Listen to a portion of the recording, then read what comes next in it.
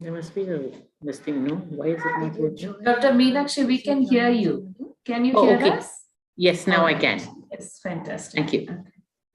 No worries.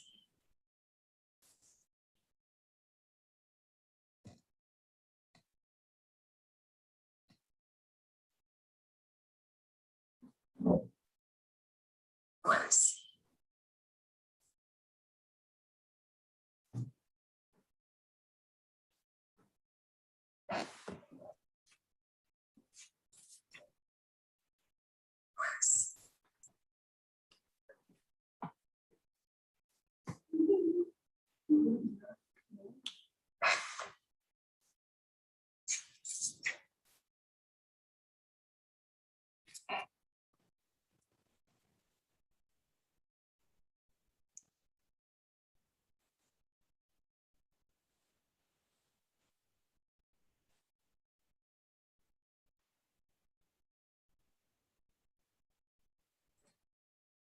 Sharon, start. It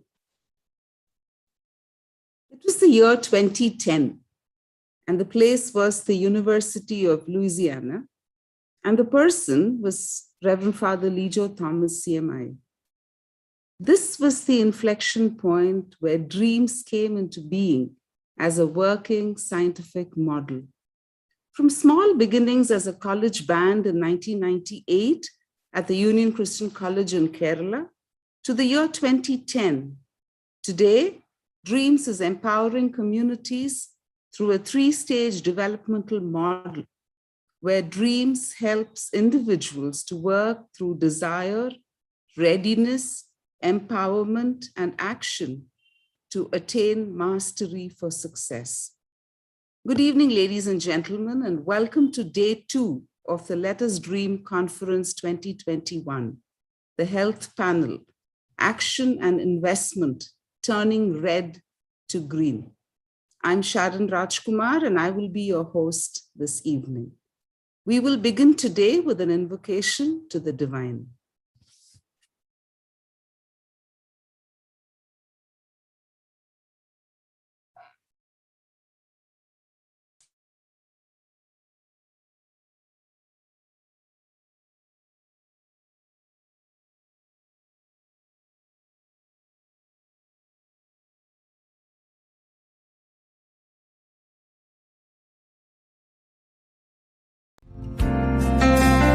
Lord, I offer my life to you, everything I've been through. Use it for your glory, and Lord, I offer my days to you, lifting my praise to you as a pleasing sacrifice. Lord, I offer you my life.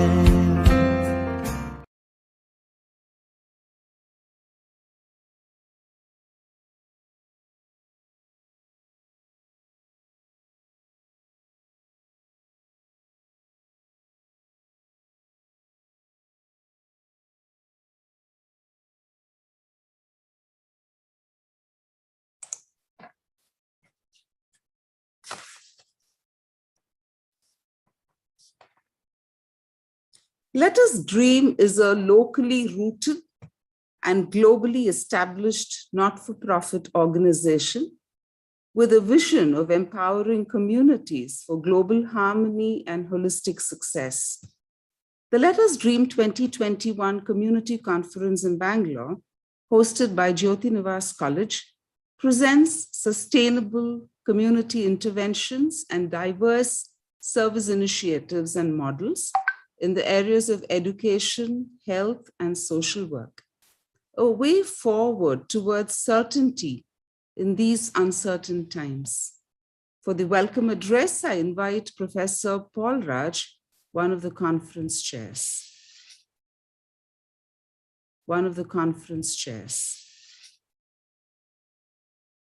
Hello, everyone. Good evening. Respected resource persons for the day, participants, and my dear fellow friends. It gives me immense pleasure in welcoming all of you to this Let Us Dream Annual Community Conference 2021 on behalf of the entire organizing committee. It is an exciting day 2 of the conference in the area of health with a fitting sub-theme, Action and Investment, Turning Red to Green. In this context, we have come together to connect with each other, share our thoughts, exchange ideas, discover novel solutions to the new normal created by the COVID pandemic, and thus empower communities for a lasting impact.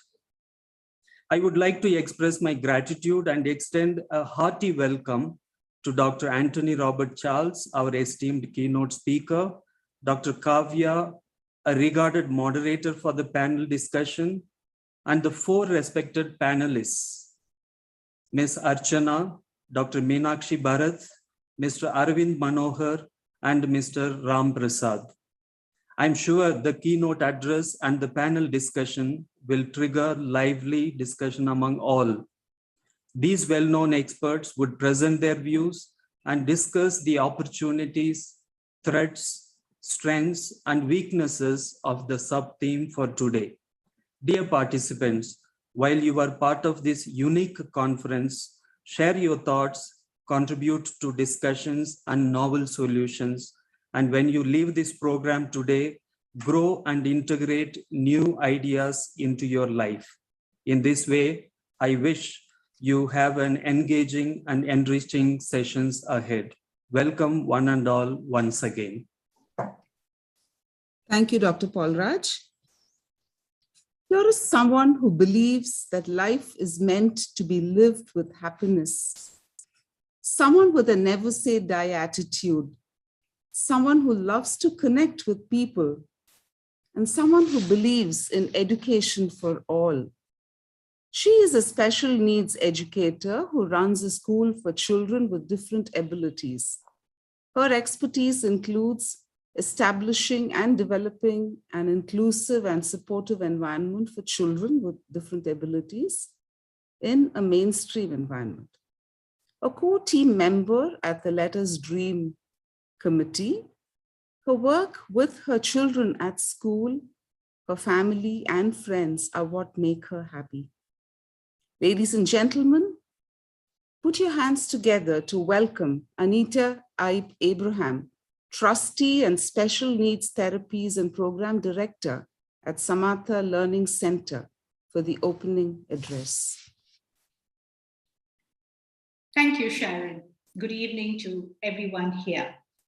Today, we welcome you to the second day of the Let Us Dream annual local conference and focus on health today. These past nearly 2 years have changed life as we know it, how we live it, how we view it, and how we value it. Some of us still talk about when we get back after the pandemic. The chances are that what was will not be back again. And if there is a new norm, we have the opportunity to define it. And we have this opportunity to correct past ways, to live today with mindfulness so that our tomorrow is better. Prevention is always better than cure. If we can be mindful in choosing sustainable practices, we would be creating a better world to grow old into. Networking and collaboration are the core focuses of our efforts in bringing people together with the Let Us Dream conferences.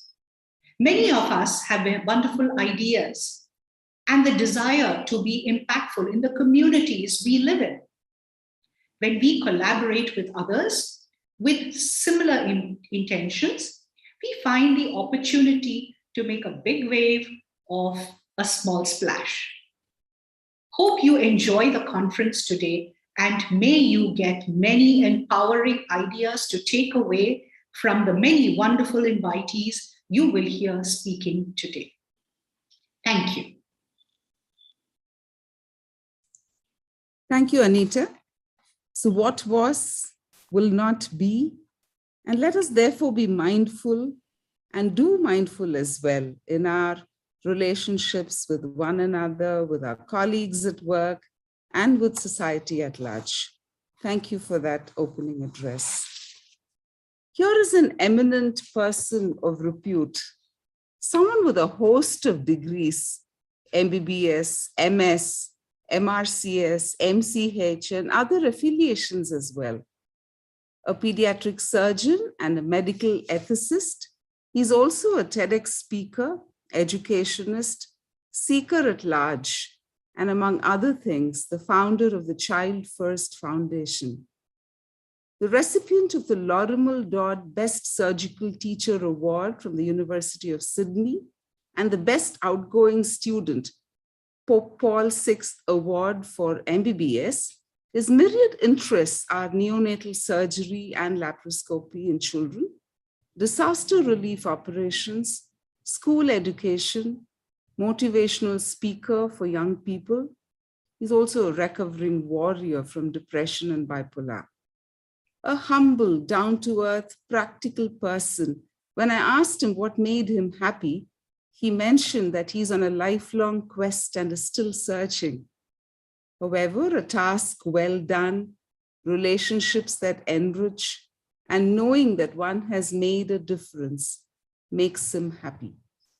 Please welcome Dr. Anthony Robert Charles, pediatric surgeon, Rainbow Children's Hospital, and founder Child First Foundation for the keynote address.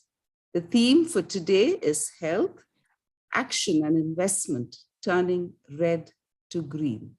Dr. Robert. Good evening, and thank you very much, everyone. I'm really looking forward to an enriching evening session along with my esteemed panelists, and thank you for this opportunity. When I hear the title, Turning Red to Green, and the word dream built into it, it's indeed every motorist's dream. There's this dream I have every day in Bangalore traffic when I say I just wish there is, that the red would just turn to green and there'd be no reds at all. But sometimes the red does give us an opportunity to reflect. It gives us a pause to turn off our engines and then to make a fresh start. This post-COVID period indeed is that pause now for us. And as we look at what healthcare can do in this pause period, we realize that it's probably our time to move constructively from uncertainty to certainty.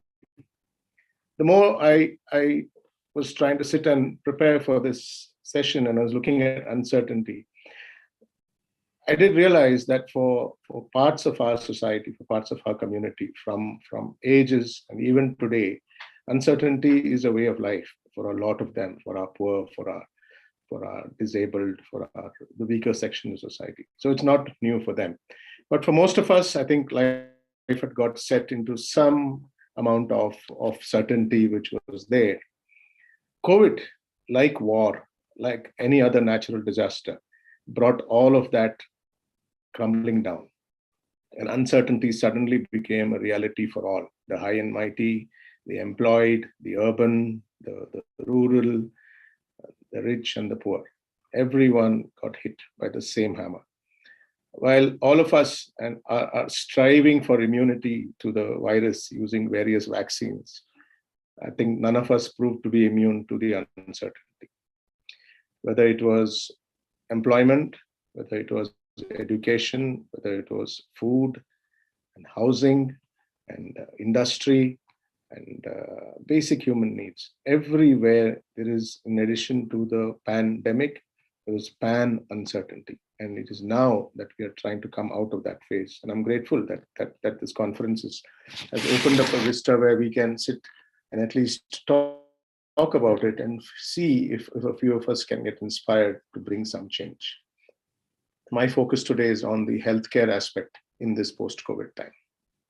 Without doubt, this was the near doomsday experience that we had. We about 10 years ago, we saw movies which predicted disasters in 2012 and in 2000, the 2K disaster. We saw that, we anticipated it, but nothing happened. And I think 2019, 2020 brought that as a reality. We've been part of that trauma of seeing dead bodies piling up, no beds for our loved ones, no oxygen as we saw, and almost everyone, everywhere, knowing someone who lost their lives or has been still recovering or has been affected. Was this the first time that mankind has seen this kind of a disaster? Not at all. These kind of disasters have been seen wars, and the tsunami is the most recent episode which comes to mind, but they came in limited portions of geographically limited, and also as a people, there were limited sections which were exposed to it. The lessons I learned when I was preparing for this, some of them I'll share from what humanity has learned from wartime. And of course, one lesson that I personally learned during the tsunami relief time in Nicobar. And I wish to share these as it forms the basic framework for all of us to move from the uncertainty to the certainty of tomorrow. We do know that wartime, whether it was the Crimean War and First World War, Second World War, and the Korean War, these are the examples I know from the healthcare aspect, wherein tremendous progress came in a really short time in the immediate post-war period. One of the best community efforts that was born during war was the Red Cross. It sustains even to today and has become a global phenomenon, thanks to an individual called Henry Dunant. The nursing profession, as we know, got a major boost and became a major force worldwide, continues to be so, thanks again to an individual, Florence Nightingale. Chest surgeries were a no-go area before the First World War, because they used to hesitate to even operate on anything in the chest because they thought that people wouldn't recover. But during the war, surgeons found that they had to cut open a lot of chests to remove bullets and shrapnel which were there. And immediately after the war, surgeons realized that yes, this was something that we could go in, and suddenly children who needed surgery on the heart, adults who needed surgery on the heart, and we've seen great developments in chest and heart surgery after that. Now, all these are unexpected lessons from a period of doom, from a period of uncertainty. And of course, the ambulance system, which we take for granted, which worldwide has saved lives, which has made the golden hour so important, that also was born during war by a doctor called Jonathan Letterman, who kind of formalized the system wherein transport of injured victims would take priority, got in vehicles and got everything. Why am I naming all these people? Because these were all individuals. These were not governments. These were not organizations. These were not people with big power or people in authority. These were simple individuals put unexpectedly in a field of disaster, in a field of doom. But they decided to stand up and they brought change. If we as a community today are sitting and talking about healthcare in a post-COVID era, moving from uncertainty to certainty, it will be individuals who will make that difference. And remember these individuals, knowing that there will be individuals from this generation and future generations who will effect change. Most of the time, we just need one, the power of one, to be able to make a difference. Now, this disaster-induced uncertainty has given a level playing field suddenly in the healthcare sector. There were well-established systems, and we know that in our country, it was not the most ideal of systems. We had a hugely underserved population with very poorly functioning government delivery systems, with a very, very minimal preventive healthcare system which was placed. And at the same time, we had top of the notch, world-class medical private infrastructure open to the elite here, and of course, the paying rich patients from abroad. And that is the sad reality of where it was. But this gives us pause now to be able to see if we can make a fresh start. Another word for this generation for restating uncertainty and certainty is, I think, that this actually restart and move away from the weakness of the pre-COVID period. We've seen the impact of joblessness. We've seen the impact of homelessness. But I think we have to see and name the phenomenon of healthcare-lessness, wherein healthcare was not available during the COVID period and before that. And I think by identifying this as another big tragedy in our country, of saying where healthcare was lacking, that's health carelessness, is what will help us to move to bridge the gap. One of the things which will help bridge the gap is making health insurance more available to those who can't afford it at all. And that is where, and why am I talking to students about this? What can you do in this sector? Can you really do something? Absolutely. You can make a difference where you are today and in individual fashions. For example, if the people around you, the ones from the weaker sections of society, you could start with people who work in your community, who work as laborers in the circles that we have, the building where we stay in, or the college or the office, or our drivers or our mates, and help them to get into a good cost-effective group insurance. This is not expensive.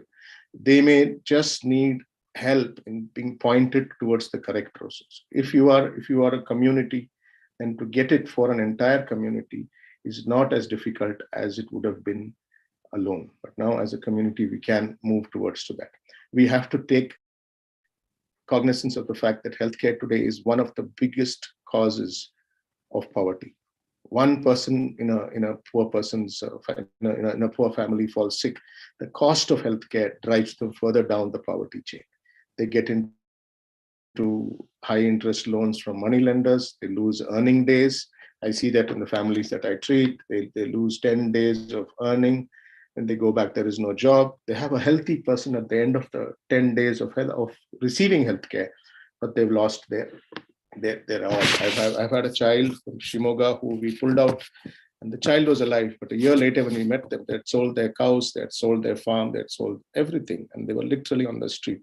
And that is when I realized that looking at it as a telescoped healthcare model, where we are only focusing on healthcare outcome and forgetting the cost impact of healthcare, is a disaster. Now, this waiting for a government or a major corporate to make the change is living in hope, right? We do hope that India 2.0, as it restarts, will bring in more involvement in the healthcare sector. And some of it we are already seeing. We're seeing more number of government-owned aims which are opening up. But that is only the tip of the solution which is needed. That brings me to the lesson which I learned from a young, uneducated tribal lady in the Nicobar Islands. And this lesson I always carry, and this lesson I want to share. We'd gone there from the St. John's disaster team post-tsunami. We'd gone in the immediate time, and we spent about 10 days. It was hard work, and I think the Nicobar Islands, about almost a third of the population had been decimated, and all of them were homeless, living in tents. And there was not a single building left standing. And they were living in tents next to each other. And they'd already started a school on the third day post-disaster under the tree, where all the children would report at 8 in the morning. And when we went up to the camp, we'd see all the children there, one single teacher, but taking care of everybody. So when we asked the headman, saying, well, why are you focusing on this at this point in time? He said the children need a routine which they will need to get back to normal. And we were sitting in the house of the lady, this uneducated tribal lady. We were the big educated doctors from the mainland India who've gone to help. It was a top-down approach, we thought. That lady taught me a lesson I'll never, ever forget, which I teach all my juniors. So we were sitting there, and the men folk would go down to the shore where their houses were broken and look for things which they could find. They would find a plate or a chair or a table and bring it back up. And so when we were sitting there, her husband, he came in beaming. He was really, really happy because he had found their sewing machine, the hand sewing machine, and it was intact. So he was really thrilled. And he brought it in, entered the tent. We were sitting inside, a big smile. And this lady let loose some big local dialogue she gave him. And most husbands will recognize this kind of a dialogue because we saw his face just fall. That smile disappeared in a minute. He looked crestfallen. He turned and he walked away with that sewing machine in his hand. So I was intrigued. Two of my team members were there. So I said, what did you tell him? Because we didn't understand what she said, and she spoke to us in Hindi. So then she said that she had told him that their neighbor, who was living in the next tent, had not found anything at all in the 3 days of searching of their house. She told him that this lady, she said, we found our table yesterday. And she showed me the table. It's one of those metal folding tables which stand against the wall. She said, we at least found this table. They didn't find anything. Go give them this sewing machine. That really woke me up, because this wasn't generosity in a time of having 2 sewing machines and saying, okay, we have to go give them one. Or we won a lottery, so let's share it with somebody. This was at a time, she's lost her entire house. She's lost everything. But she had the community feeling, that tribal way of life, which sometimes we look down on.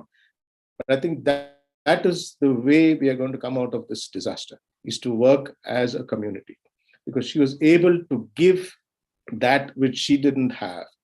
And even though it took a sad husband's face, but that generosity, that lesson shook me, because I realized who was the educated one here and who was the uneducated one. I can't think of that kind of generosity from my own heart unless I have 2 of the same.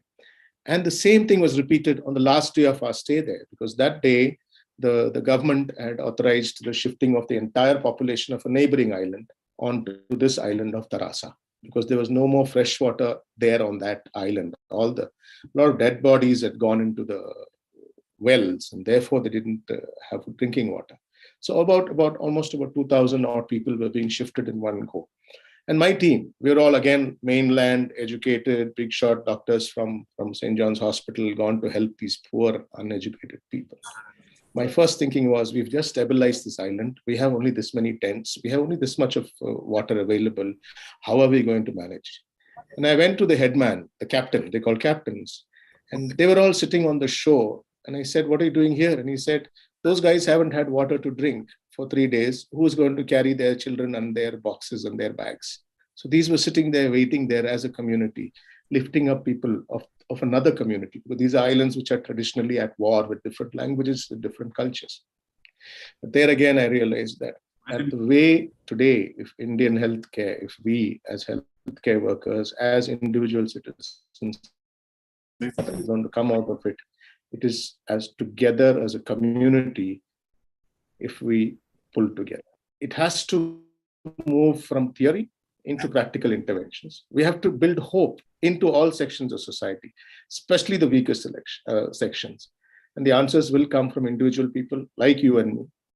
It will come from young people, because all revolutions and good comes from young people.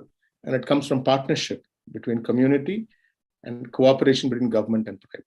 So in conclusion, let's move forward. Let's move together towards a new reality in healthcare, making it more accessible to the needy, strengthening the public care system in the new India 2.0, driving up the quality of education, along with strengthening the moral compass of all healthcare delivery personnel and those who run hospitals.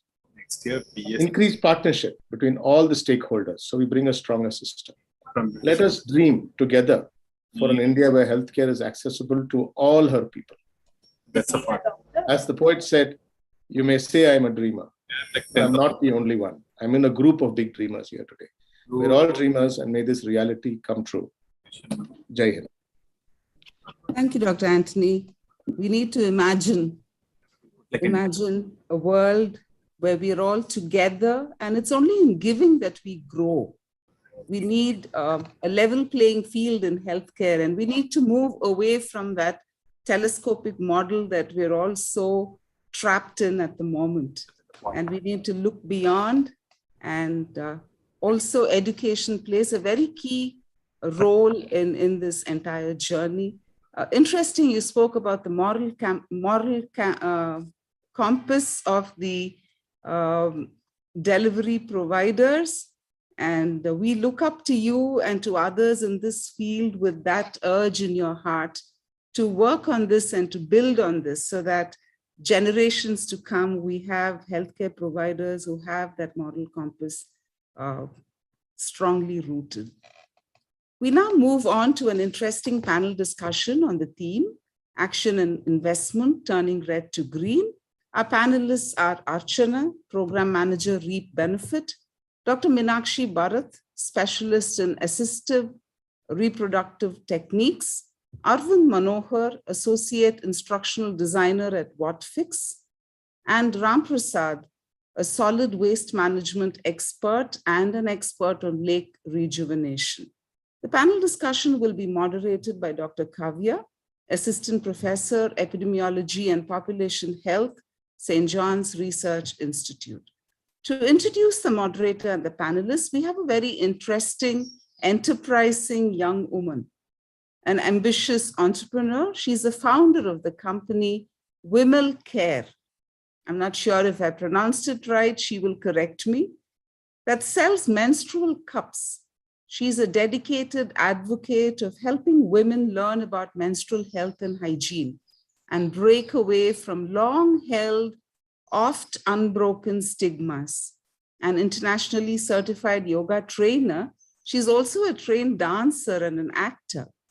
You can watch her movie Mundari Monchan on Amazon Prime. A Christite, she's currently pursuing her master's in psychology at Mount Carmel College. What makes her happy is making a difference in the lives of people and animals alike and traveling. Ladies and gentlemen, Akhila Ashokan. Thank you so much, Sharon ma'am. Virgil once said that the greatest wealth is health, and the pandemic period has given us time to pause and be more aware of our health. We hope you enjoy this session as much as we enjoyed putting this together. So coming to our topic of the day, action and investment, turning red to green. And in this aspect, we focus on menstrual health and hygiene management, which is not only vital for the empowerment and well-being of women, but also for the well-being of the society. Under this topic, we'll be covering few aspects regarding period poverty, economic aspect of menstruation, and sustainable menstruation. Coming to our panelists, I may fall short of words to describe these wonderful change makers, but I introduce you to the panelists for the day. We have Ms. Archana Kiar, who is the program manager at Reap Benefit. She's also a sanitation campaigner. As a part of Reap Benefit, she mentors and inspires young students not only to identify and solve problems around them, but also to take accountability for the same. She has conducted many workshops regarding sanitation and effective waste management. We welcome you, ma'am. Next, we have Dr. Meenakshi Bharat, who is a gynecologist by profession and is one of the most prominent activists in the city for SWM. She was responsible for setting up composting in the BBMP head office, and also the Zero Waste Initiative in the Dollar Colony was led by her. She's an instrumental part of the campaign on healthy and sustainable menstruation, the green, the red. We welcome you, Doctor. Next, we have Mr. Ram Prasad, who is the co-founder of the initiative of Friends of Lakes. He is also the co-founder of the Federation of Bangalore Lakes and a member of the Water Institute of Bangalore University. He has implemented the Microplan Bangalore and Festival Waste Management. We welcome you, sir. Next, we welcome you, sir. Next, we have Mr. Arvind Manohar, who is also an undergraduate art student from Christ University and currently works as an associate instructional designer at Watwix.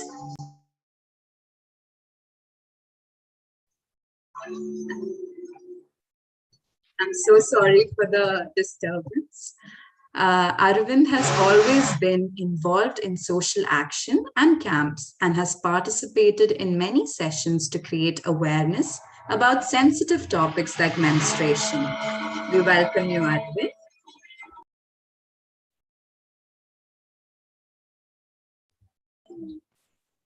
For our moderator of the day, we have Dr. Kavya R., who's the assistant professor in the Division of Epidemiology and Population Health at St. John's Research Institute. Dr. Kavya has conducted many workshops on life skills, training and for adolescents and youth, and also conducted many awareness classes regarding health and well-being among women. These are just few of the achievements of Dr. Kavya. Welcoming you, ma'am. And over to you. Yeah, thank you so much, Akila. That was a very nice, crisp, and fantastic introduction of all the panelists and myself as well. I'm just going back to what Akila mentioned. There are 3 sections in the panel discussion. One is period poverty, sustainable menstruation, and the economic aspects of the whole concept of sustainable menstruation.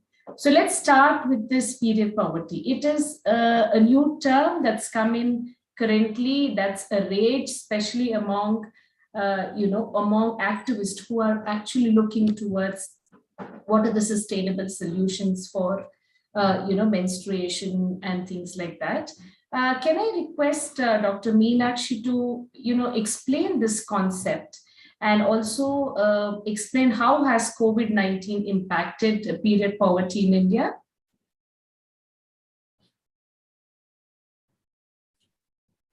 Hi. Thank you for giving me this opportunity to talk of period poverty. It was something that we thought was only in India.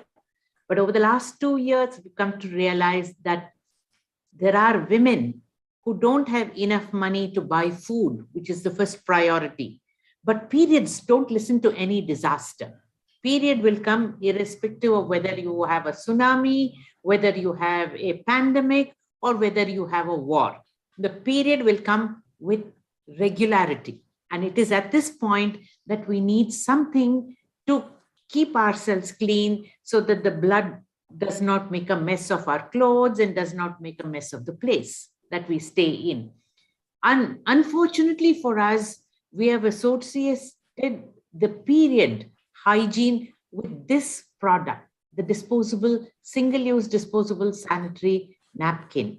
And we have completely forgotten about the sustainability of the cloth pads that we had over hundreds and hundreds of years. This has epitomized hygiene during periods, and that's not true. As this became more and more plastic, we realized that we needed to do something about it and improve our health.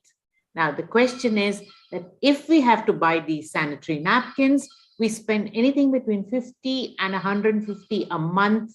And at the end of it, the 50 to 150 rupees goes down the drain, and the sanitary napkin also goes down the drain after giving us significant discomfort during our periods. So 65 days of a year, every woman will spend having periods. And so this is now out of the window, and we have 2 sustainable products that are available to us. So period poverty can be very easily removed if we go towards sustainable products and give up the single-use disposables, like everything. Give up the paper cup, give up the plastic disposable bottle, and go back to being sustainable. That is what India was before. Thank you, ma'am. I'm just a little more, let's throw light a little more on the whole concept of period poverty. Mr. Arvind, do you think that, there's a school high, school dropout rate, especially in girls when they're teen menarche, and the different living conditions that they live in, especially in the rural counterparts of the country? What is the role, what does this entire thing has got to do with period poverty? Can you throw light on that, please? Sure. Thank you, ma'am. First of all, thank you for the opportunity for letting me be here.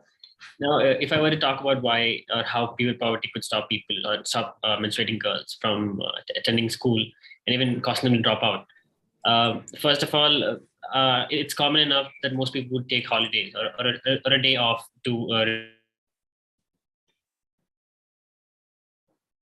adding on to period poverty when they don't have access to not even disposable or even cheaper methods of keeping their cycles in check. If that alone stops them from coming from school 1 day or 2 days, and if these things keep adding on, I feel, and later on at some point they might feel that it's better to stop going to school altogether, and it has a cascading effect, like a domino effect as well. These things keep adding on, I feel, and societal pressure doesn't really pressurize most people, especially in rural areas, to keep them going in school and to keep fighting. And they generally, I would say, encourage them to give up. And it's not in the right way, even though it might come from a good place, but they might still say, okay, it's fine.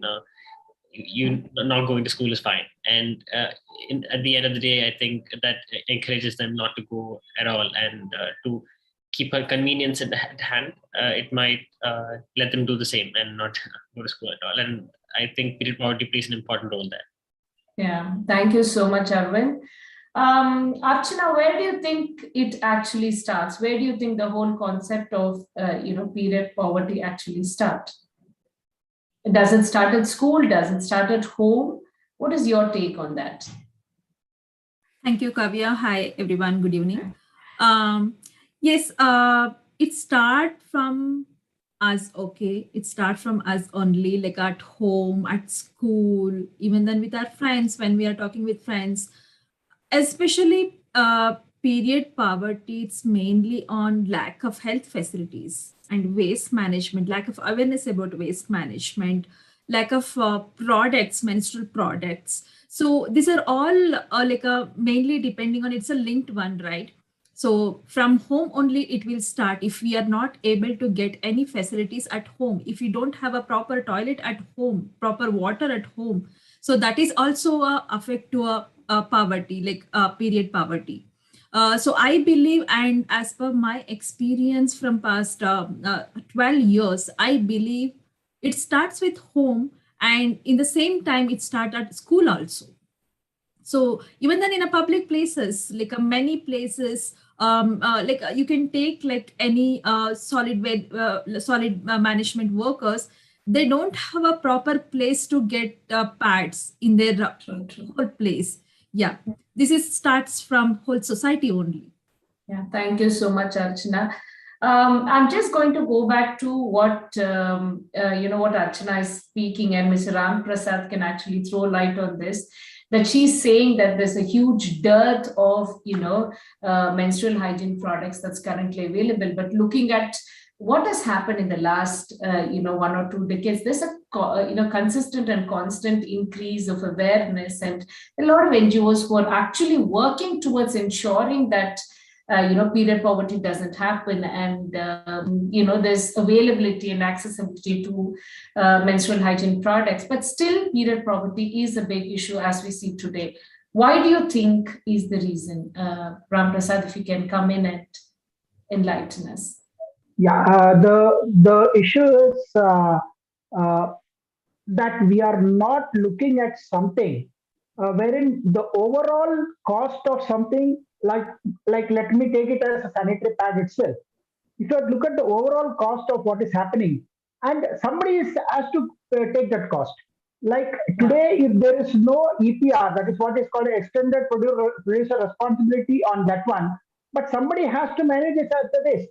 And today, if there is a lot of women, I don't blame them, but end of the day, they are not able to take the sanitary pad because there is no facility there in the toilet or in the bathroom to put it or wrap it in a paper and give it to the poor karmika or something. And what we do is, many of them, they just put it into the commode or just flush it into the commode, and this ends up in the STP, and then it ends up in the lakes, and it ends up in the places. STPs get into trouble. Most of the time, most of the clogging, what we have seen also. So you are looking at the cascading effect of money that we are spending. Maybe at one point it may be very, very low, but at the same thing at the different points.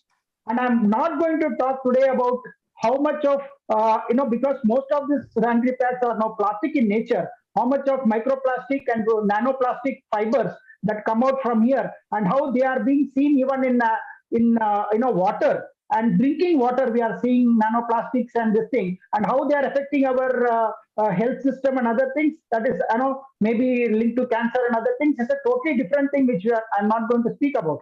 But at the same time, if you see how we are creating something, and by which for a small, kind of to have some kind of a comfort and other things, we have ended up having a huge cycle of money that somebody or the other is spending. And this automatically, all this money what we are talking about can be bought back into, trying to create awareness and to see to it that, all this money which we waste on waste management, the clog drains, repairs in SCPs on one side, and then them becoming microplastic and coming back into the other thing.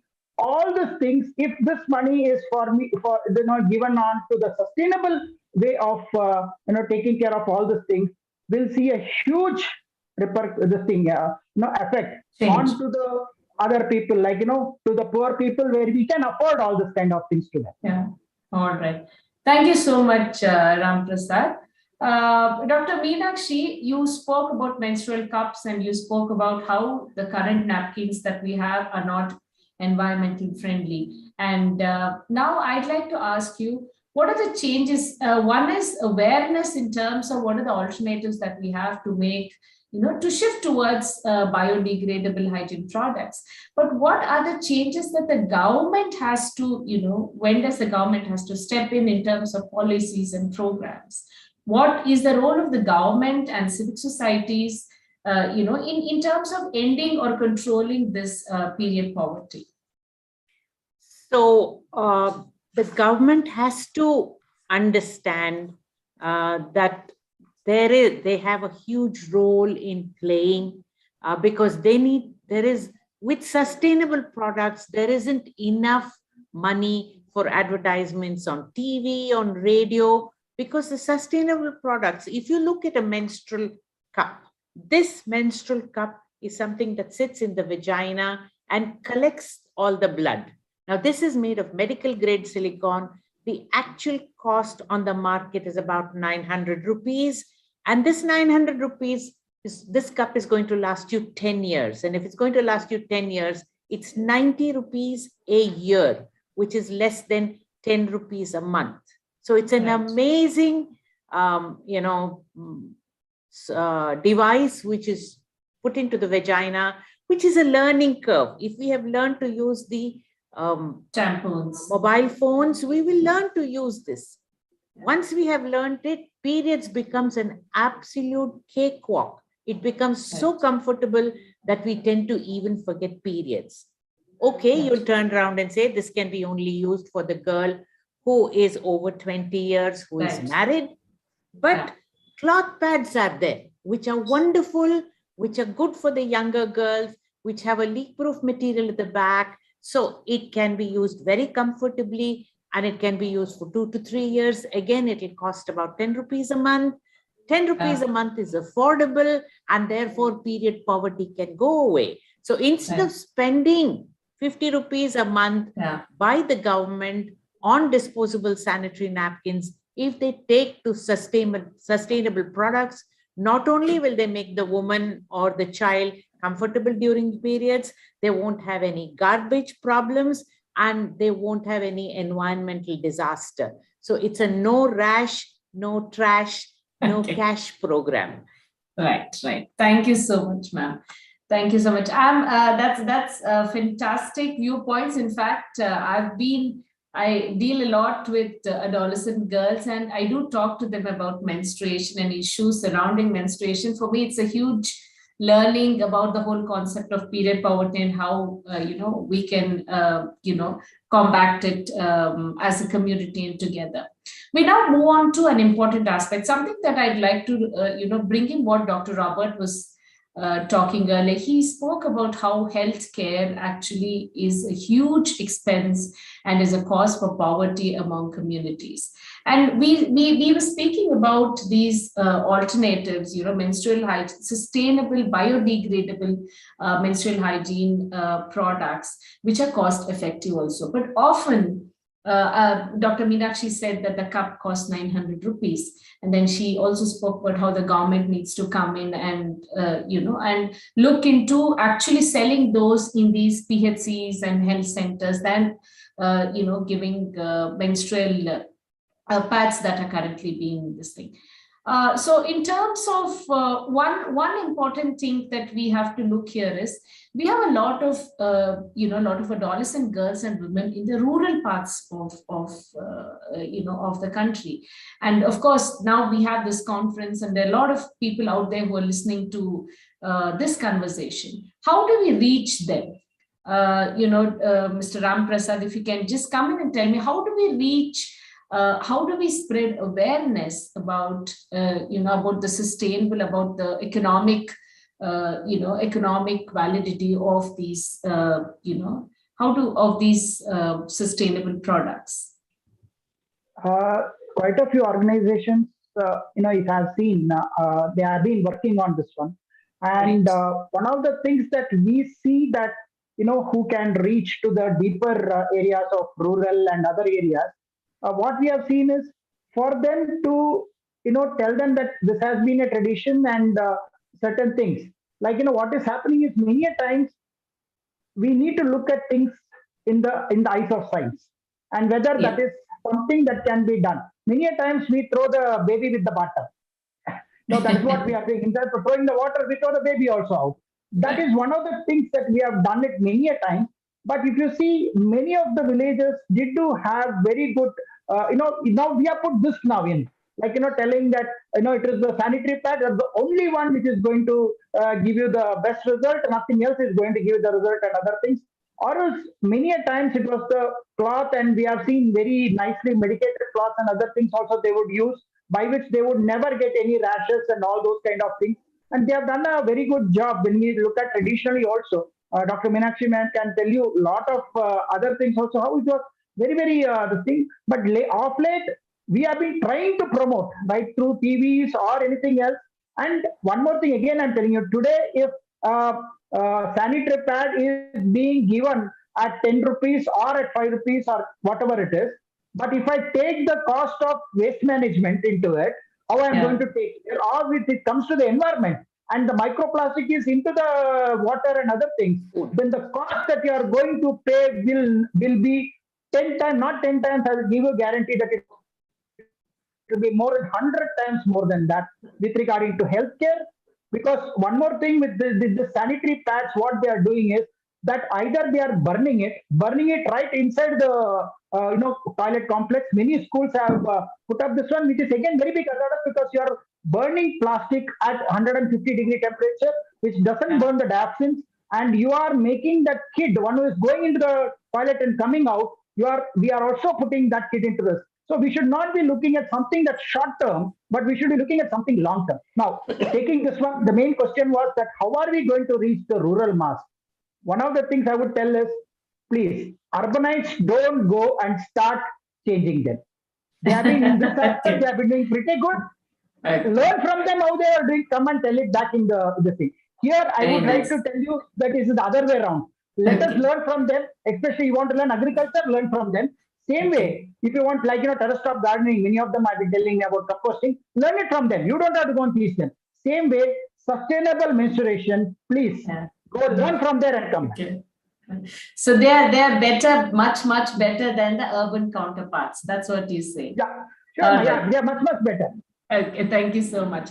Archana, I see from your profile that you've been working with the underprivileged sections of the society for quite a lot, and you did bring in how it's difficult for sanitation workers in this whole thing.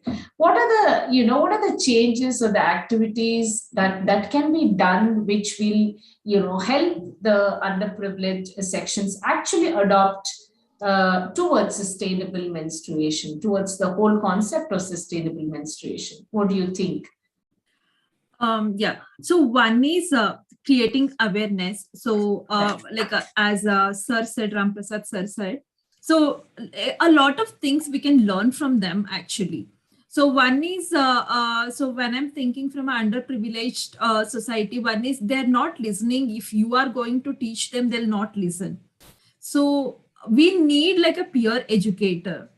So we started one activity called She Demands Change. So matlab like in a rural area or any underserved community area, those people are coming to front and they are learning and they are teaching their peers. They're experiencing it and they're sharing their experience with others. So when it comes to economic and health and all, so once they get an experience, then only they can share it with others. So this is, I tried with some villages and some like under-served community area in Bangalore itself, in some area. But it started work very well, and it's a long-term one. We can't expect like a short-term things. It takes some time, but result will be there. Yeah, thank you so much, Archana. Can Arvind throw light on this? First of all, Arvind, it's fantastic to see you and Ram Prasad on the panel, because there is so much of, we talk about usually the discussion about the whole concept of menstruation and sustainable menstruation is very, women focused. And to get you all into the panel, I think the Dreams has done a fantastic job. But additionally, I would also congratulate you and Mr. Ram Prasad for the fact that you're actually, working towards a fantastic cause. So what do you think is the role of gender, considering you're into it? What is the role of gender in this whole, sustainable menstruation concept? So I'd like to start off by saying we do have a lot of genders now, but I've tried to keep it down to the standard, rather not, what needs to be between normal cisgender male and female. Yeah. Well, since I'm a non-menstruating ally, I've seen a lot of people who would call themselves as non-menstruating allies as of late. And I think we have a pretty good role on at least being friendly and being nice enough to understand what others are going through, especially what people who menstruate are going through.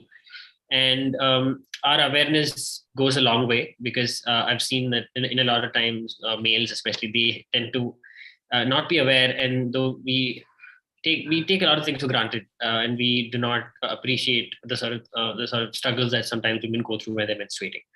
And understanding some understanding on our part will go a long way, I believe. And we deconstruct the idea that menstruation is a taboo. It should be something that we should be able to speak about in a free manner.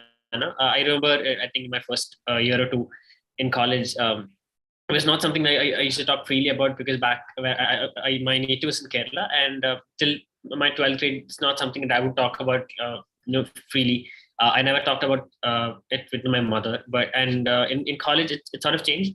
And initially, my mother used to be horrified. I used to tell her, this friend of mine, she's on a period right now, she's not feeling well, and she used to come back and be like, "Why do you talk about that? Boys aren't supposed to talk about it." So it took a while to. So I believe in that aspect as well. People from previous generations, if even there, gender plays a role, I believe. Males tend to be pretty ignorant or stay ignorant, and females, they tend to keep it that way, maybe. So maybe we could change that part all around. Both sides trying to bring understanding and awareness together. I think we could change that.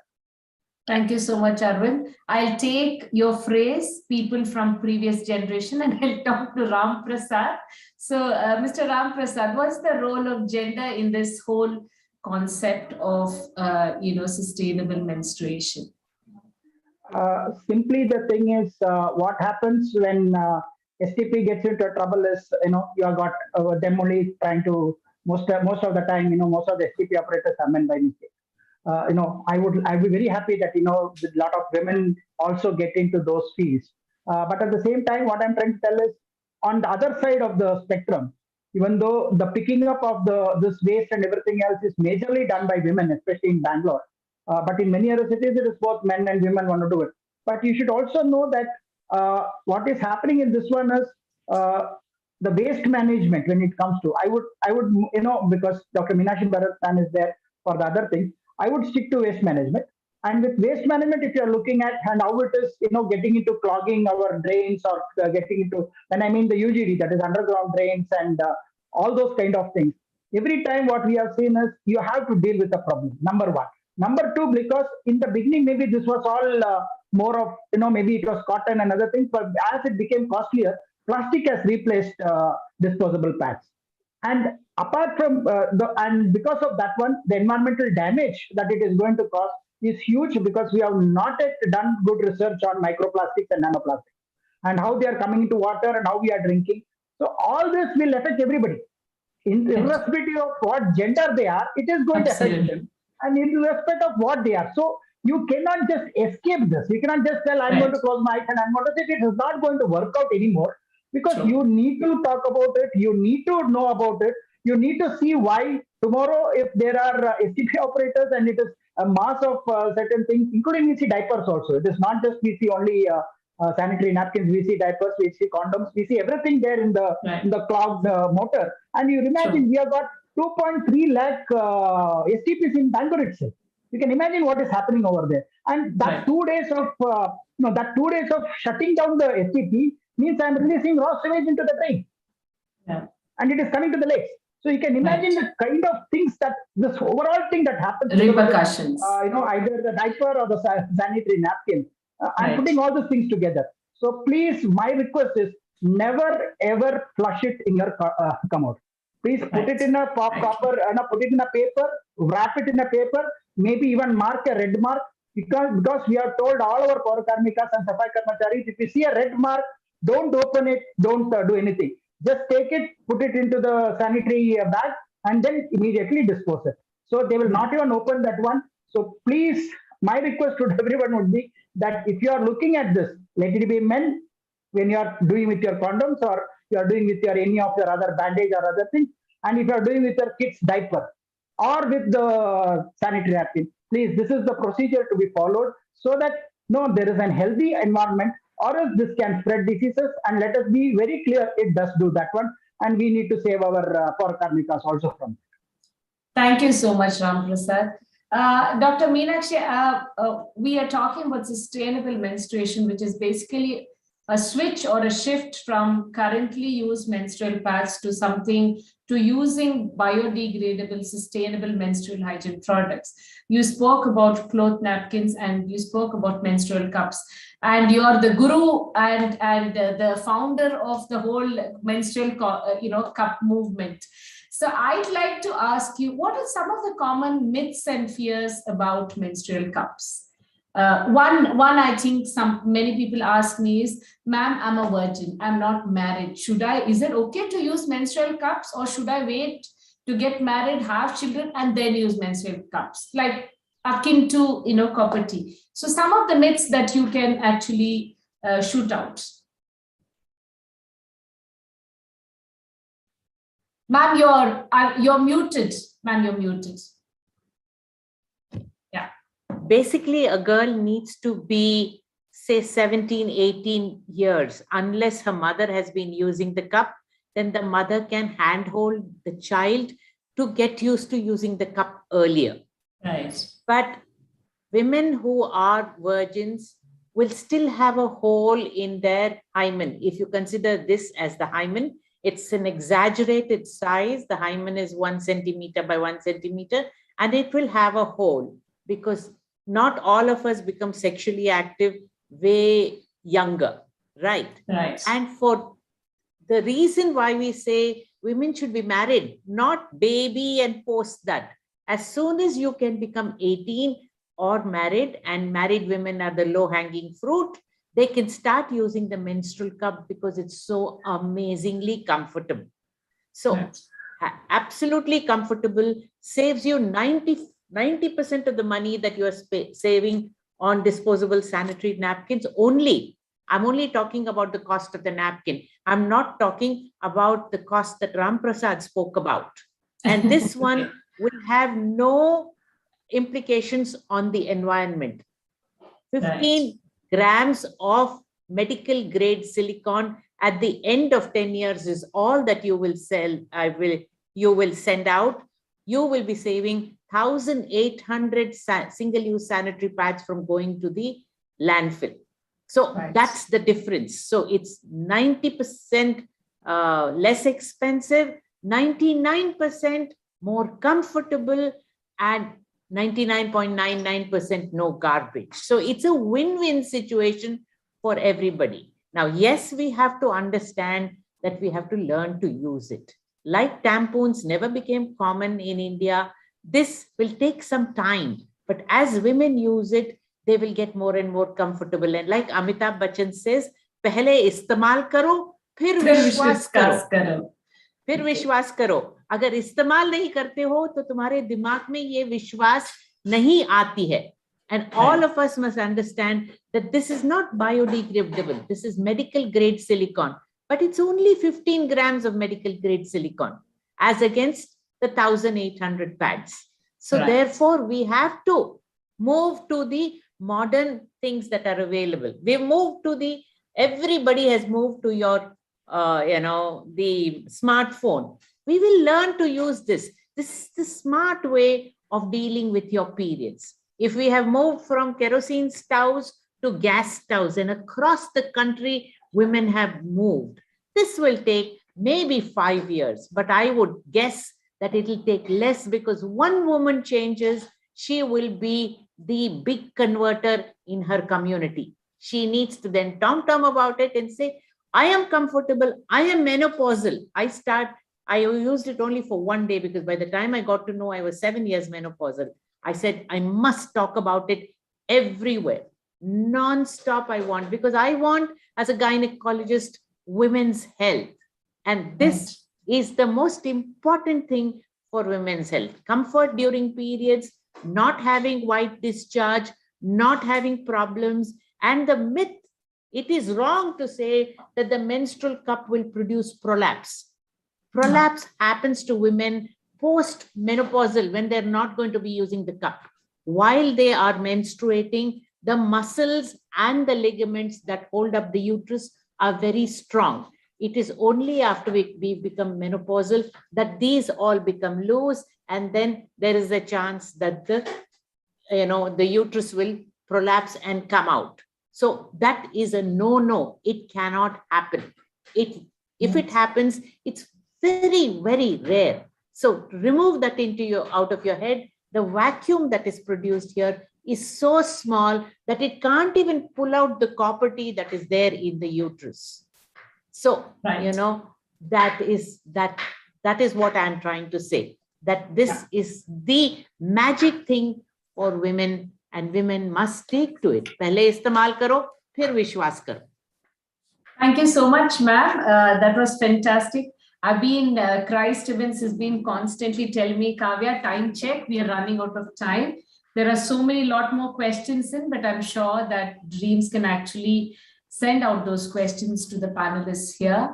So I'm going to close this session. I think the thing that we have to look, we have to look forward, or to move ahead, or to progress ahead, is to really influence women towards making that switch towards using sustainable menstruation products. And of course, I think, like what Dr. Meenakshi said, use it and then spread it around, do all the tom-tom that you need to do, and just make sure that, women start making that switch. And of course, like what Dr. Arvind and Ram Prasad said, create a lot more awareness among the men to understand what is the impact of, using menstrual pads, and why is it important to make that switch. And I'm going to reiterate what Archana is saying, that it's important to have policies, programs, activities, exercises, awareness, to make sure that, the underprivileged and the rural counterparts in the country are also start making that switch and towards that movement. Thank you, Sharon, Akila, Anupa, and Dreams Indio. It's been a fantastic session for me. If there are any questions from the public and YouTube viewers, you can as well ask before we close this panel discussion. Are there any questions that come?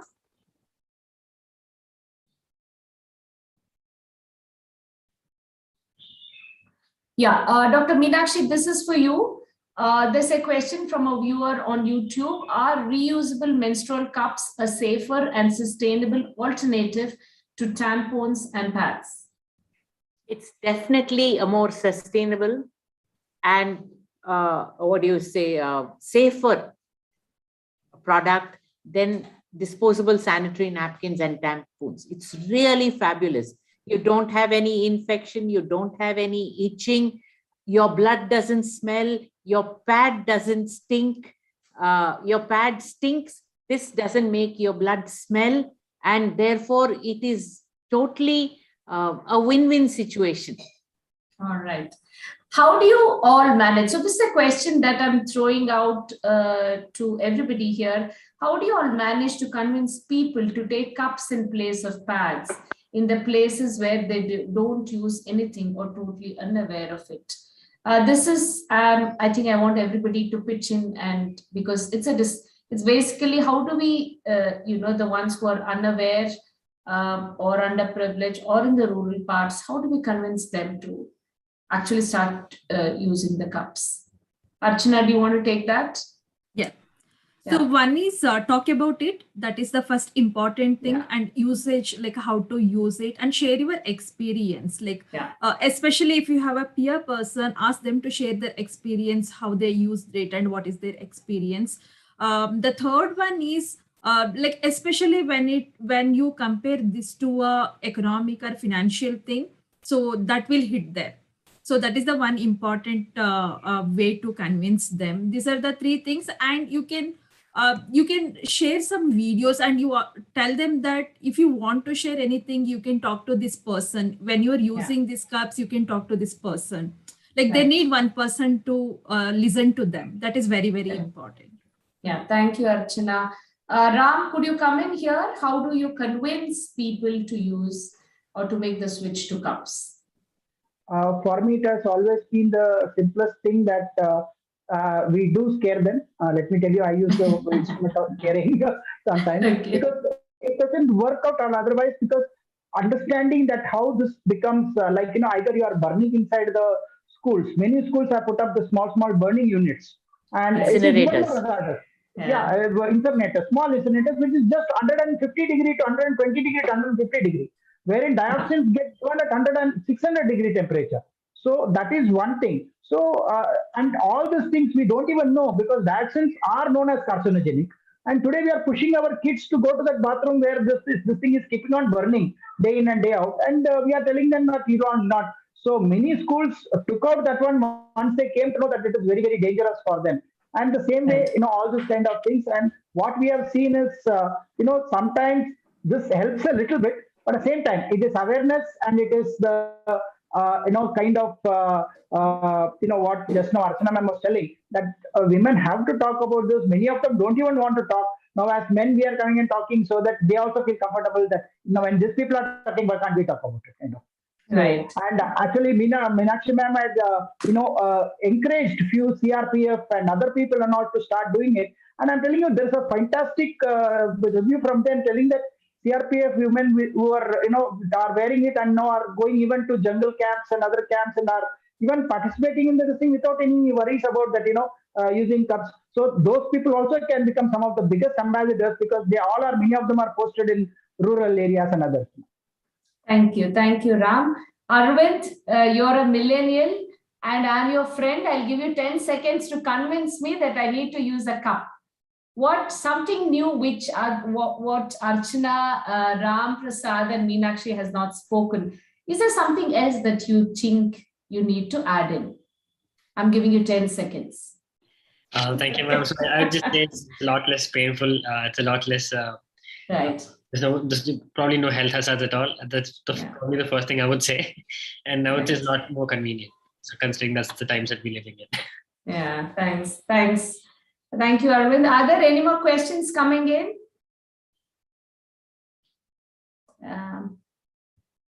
Okay, I don't see any more questions. Sharon, should I? Okay, right. During heavy periods, Dr. Meenakshi, this is a question to you. During heavy periods, is the cup sufficient to hold? Basically, we bleed only 4 tablespoons of blood during our period. Right. It's not Ganga, Jamuna or Kaveri that we bleed. Okay. Right. And this cup has a capacity of more than 15 ml, while this pad has a capacity of 5 ml. So this has 3 times the capacity, and you would probably change it maybe 3 or 4 times a day, while you would change these pads during the heavy period about 6 or 7, 8 times a day. So therefore, it is very economical, very comfortable, no feeling of wetness and no feeling of itchiness that is there when you're using this cup. So extremely good for all women, especially heavy bleeders. But if you're a heavy bleeder and you're 40 and you're bleeding heavily, please go to your gynecologist and check out, is there something wrong? Are there fibroids in the uterus which is leading to your heavy periods? Don't just sit at home and say, I'm close to menopause. And menopause is this is the way menopause goes. Menopause is only lesser duration and lesser periods. Thank you, ma'am. Any more questions coming in?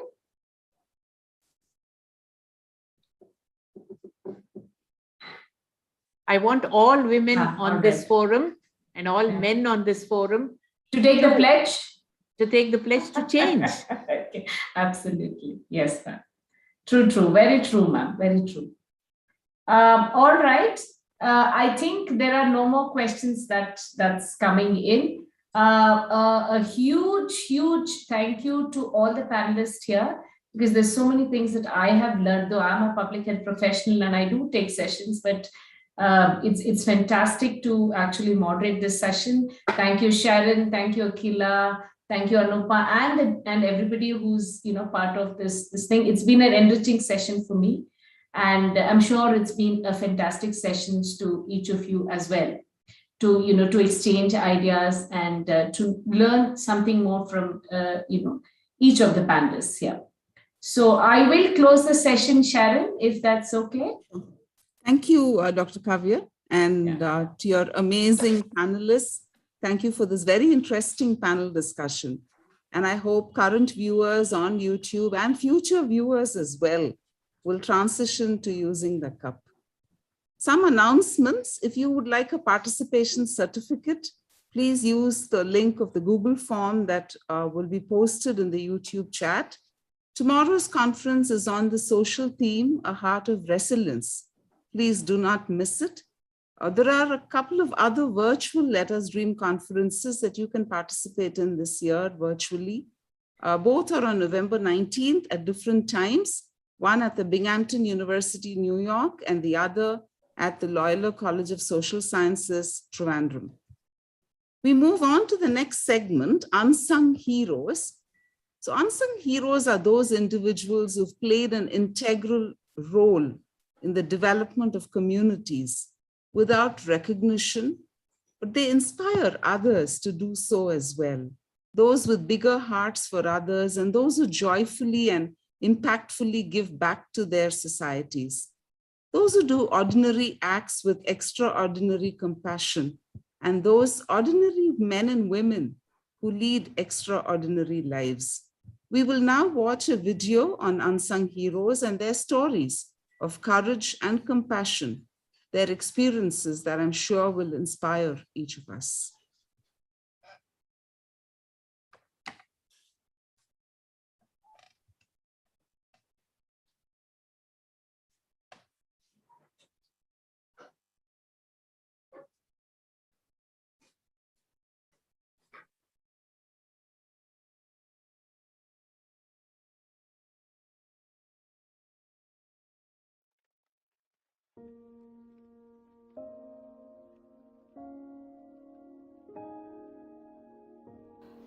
Mr. Kiran Sagar. Mr. Kiran Sagar, the founder and Chief Inspiration Officer of Yuva Bengaluru Trust. Mr. Kiran Sagar, inspired by the former Indian President and scientist Dr. APJ Abdul Kalam, founded Yuva Bengaluru Trust in the year 2008. Mr. Kiran started off by adopting a dilapidated government-aided school at Sasadripuram. Within 4 months, he managed to collect Rs 14 lakh from donors and restored the physical infrastructure and began empowering children through education science.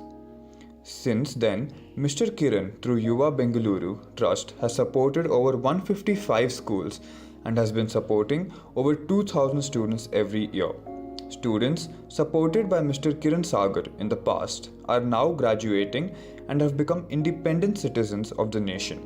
Mr. Kiran Sagar has also worked with the former Indian President, scientist, and his inspiration, Dr. APJ Abdul Kalam, for a project called LUD India.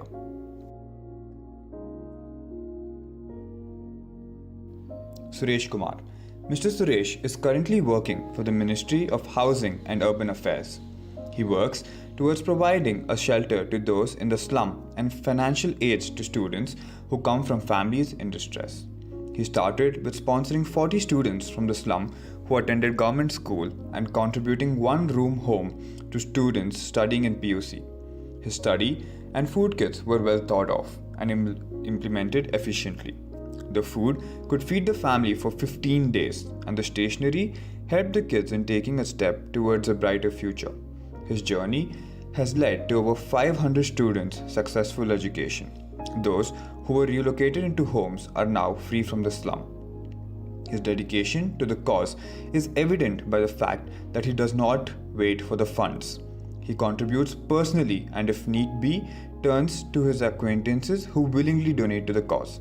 He is a self-driven man who has looked at this social service journey as a marathon rather than a 100-meter dash.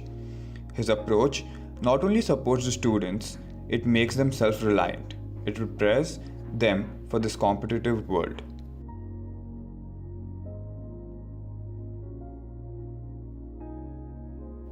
Miss Smriti.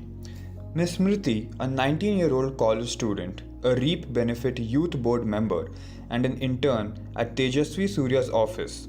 As an intern at Tejasvi Surya's office, she contributes daily to the various aspects of keeping a constituency in check, and as a REAP Benefit Youth Board member, she's working towards getting mental health education and psychotherapy into the curriculum of schools in Karnataka. She has worked on many projects, from helping and checking on homeless shelters to psychotherapy education in schools, and all of her work is filled with passion to help the society around her.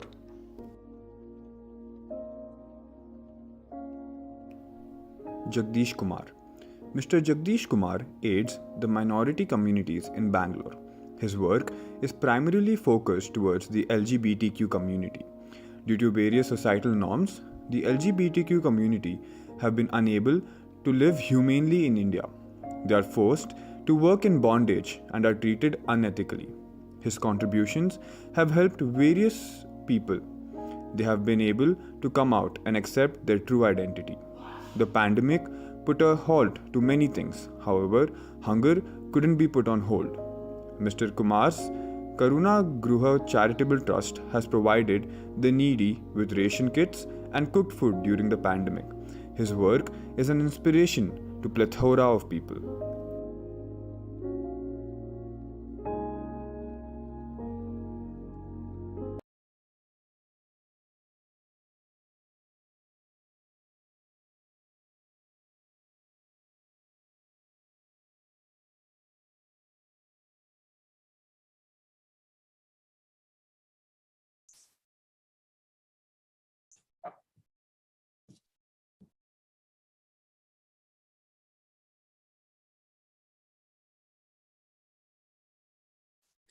Fearless and agile, dedicated and committed, being useful to her neighbor is what makes her happy.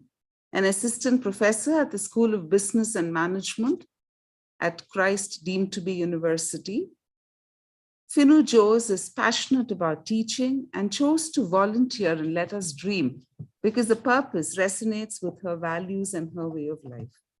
Ladies and gentlemen, Finu Jose will now propose the vote of thanks. Thank you, Sharon. Let no one seek his own good, but the good of his own neighbor. On behalf of Team Let Us Dream, I thank each one of you for being here, and so many of you who aren't able to join us at this moment. We render our gratitude to all your efforts and support in making this day possible. We witnessed some wonderful thoughts shared here on this platform. We wondered how small contributions of ordinary people made a big difference to so many lives. We wish each one of you are empowered in your own ways to co-create a world of harmony and peace. The team at LUD thanks our keynote speaker, Dr. Robert Anthony, for helping us understand that healthcare has to reach the last, the least, and the lost. All the panelists, Dr. Meenakshi Bharat, Sri Ramdas, Archana, and Arvind, for sharing your own experiences and insights on the topic And special thanks to our moderator, Dr. Kavya, for steering the discussion brilliantly. Our gratitude to Dr. Sharon Rajkumar for giving us a pleasant experience through your anchoring the day 2 of the conference. A special thank you to our volunteers at the health panel and the tech team for curating this session so well. Each member at Team LUD is a volunteer, and that is the strength of this conference. With renewed hope and trust in each other, let us all get back tomorrow at 4 p.m. to evidence the last day of the conference on empowering communities. As we close another successful day of the conference, we hope and pray that each one of us becomes a blessing to our neighbor. May we speak words of comfort and encouragement. May we emulate divine love to all around us. Take care and stay well. Thank you, Finu. Let Us Dream is not just a conference, it's a global community. And here is an invitation to everyone here to join this community to uplift our societies, that the seeds we sow today may reap a bountiful harvest in generations to come. We have the power to impact lives. We have the power to make the ordinary come alive. We have the power to empower communities. We have the power to foster positive change. And we have the power to make the world a better place. Thank you, ladies and gentlemen, for your patient listening. Please join us tomorrow at the same time for day 3 of the conference on social, a heart of resilience. God bless.